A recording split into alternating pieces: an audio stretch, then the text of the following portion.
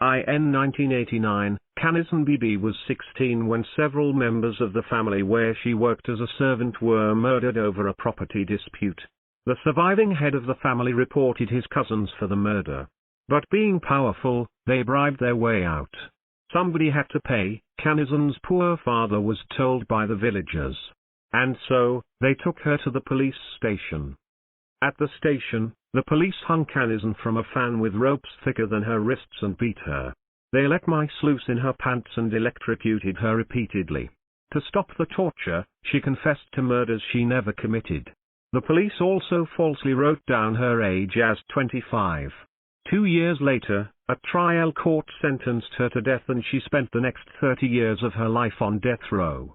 While imprisoned, Canizon's mental health severely worsened, to the point that it even worried the jail staff. Slowly, she stopped speaking altogether and was eventually diagnosed with schizophrenia.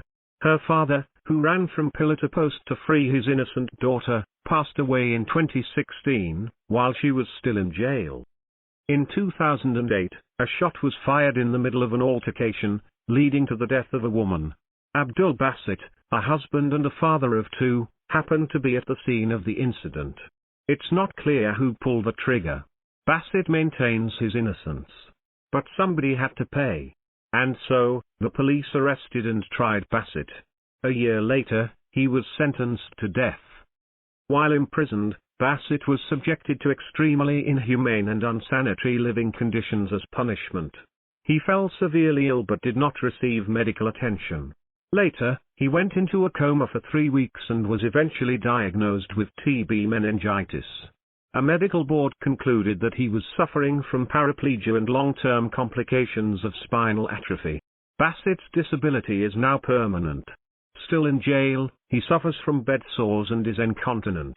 The only reason Basit is alive today is simply because prison authorities do not know how to hang a man unable to stand. There are many examples of how the justice system fails Pakistanis. On Nelson Mandela International Day today, it's the right time to remember Canizon and Basit. These are two of too many examples of how the Pakistani justice system regularly fails its citizens. Mandela Day is also the occasion to uphold the Nelson Mandela Rules, designed to protect prisoners' rights and their fundamental human dignity. The first Mandela Rule prohibits subjecting prisoners to torture and other cruel, inhuman, or degrading treatment or punishment.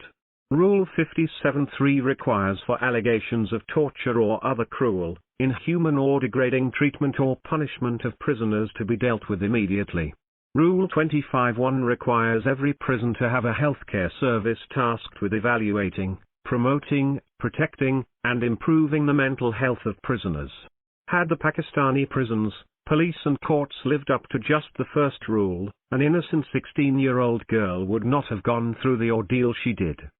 Rule 13 states that sleeping accommodation shall meet all requirements of health, due regard being paid to climatic conditions and particularly to cubic content of air, minimum floor space, lighting, heating, and ventilation.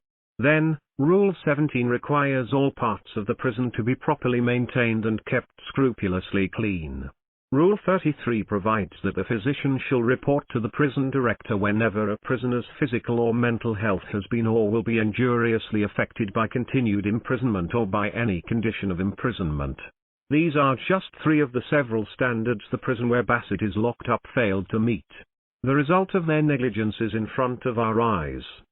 The fact is simple, reinforcing the Mandela Rules, many of which are already reflected in existing Pakistani law, would prevent another Canizon and Basit from happening. At each and every step along the way, the two were let down by the country's institutions. Yet, there are grounds for optimism, which is a crucial lesson from the life of the great South African we are celebrating. Last year, the Supreme Court delivered a historic judgment to commute Canizon's death sentence, along with another prisoner Imdad Ali. The court's rationale was if a condemned prisoner, due to mental illness, is found to be unable to comprehend the rationale behind punishment, then carrying out the death sentence will not meet the ends of justice.